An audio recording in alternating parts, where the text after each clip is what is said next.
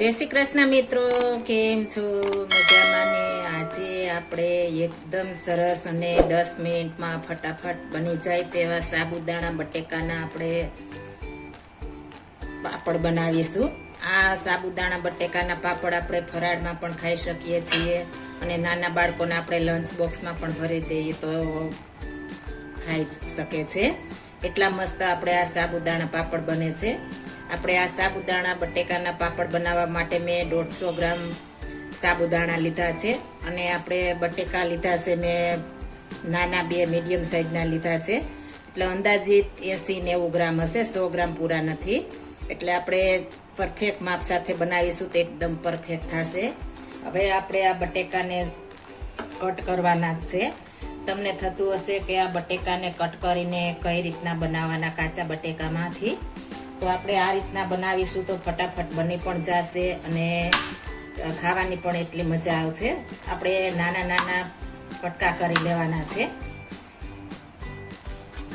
આ રીતના આપણે નાના કટકા કરી લેશું બધા।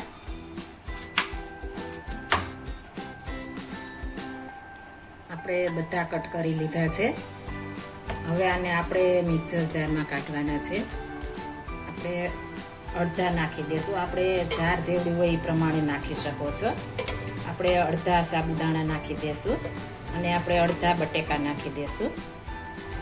આપણે આમાં જરા પણ પાણી ઉમેરવાનું નથી, આપણે એમણે ક્રશ કરવાનું છે। હવે આને આપણે ક્રશ કરી લેશું। આપણે જે વાસણમાં બનાવવું હોય તે વાસણ લઈ લેવાનું છે ને આપણે ગાળી લેવાનું છે। કોઈ પણ આપણે રહી ગયા હોય અંદર બટેકા કે સાબુદાણા તો આપણે નીકળી જાય અને આ રીતના આપણે સરસ ગાળી લેવાનું છે। સાબુદાણા આપણે ઓછામાં ઓછી 4 થી 5 કલાક પલાળવાના છે। પલાળશું તો જ આપણે મસ્ત બનશે, એટલા માટે આપણે પહેલા પલાળી દેવાના છે 4 થી 5 કલાક। અને સાંજે પલાળ્યા હોય તો સવારે પણ બનાવી શકો છો, એટલે આપણે પલાળવા જરૂરી છે। આ રીતના આપણે એકદમ સરસ બધું ગાળી લેશું અને બધું આપણે ક્રશ કરી લેશું। આ રીતના આપણે એકદમ સરસ બનાવી લેશું।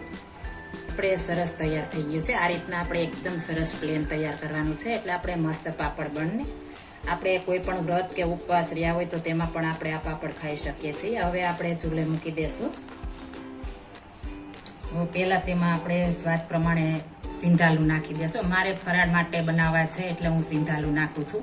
આપણે એકદમ થોડું નાખવાનું છે, જો વધારે નાખીશું તો આ ખારા થઈ જશે, એટલે આપણે એકદમ થોડું નાખીશું। અને આપણે મરચાં આદુની પેસ્ટ નાખી દેશું અને આખું જીરું નાખશું। તમે મરી પાવડર પણ નાખી શકો છો, જે ખાતા હોય એ પ્રમાણે।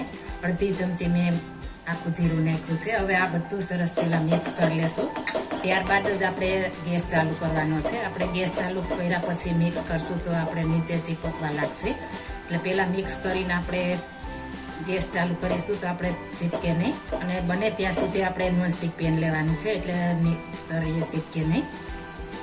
આપણે ગેસની ફ્લેમ ચાલુ કરી દીધી છે અને આપણે એકદમ ધીમો રાખવાનો છે ગેસ, એટલે આપણે ધીમે ધીમે મસ્ત ચડે।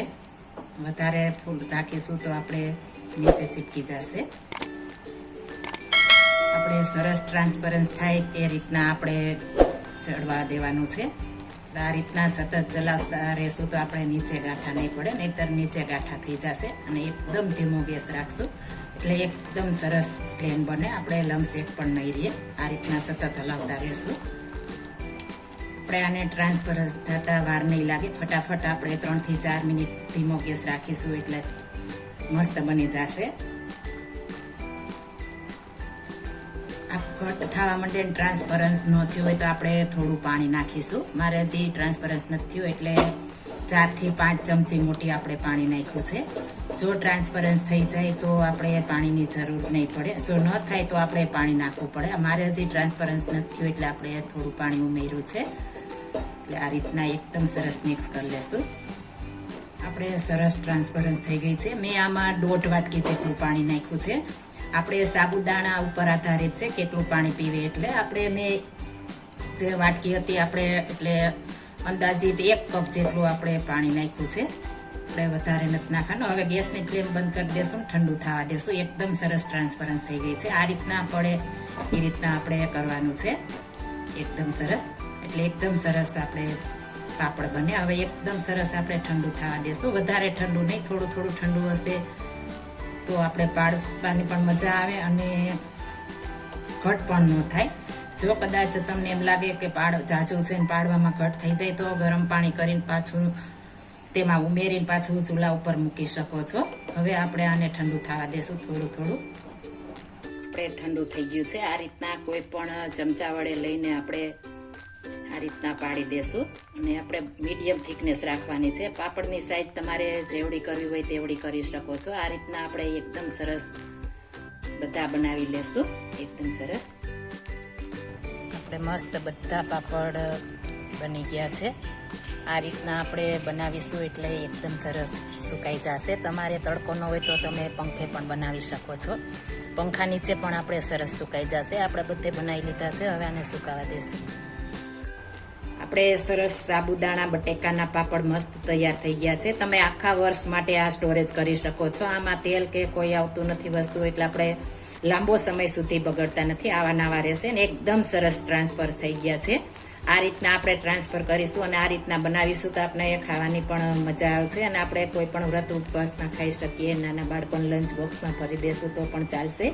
એટલા મસ્ત આ બને છે. હવે આને આપણે તળી લેશું. આપણે તેલ સરસ આવી ગયું છે. હવે આપણે પાપડ નાખીશું.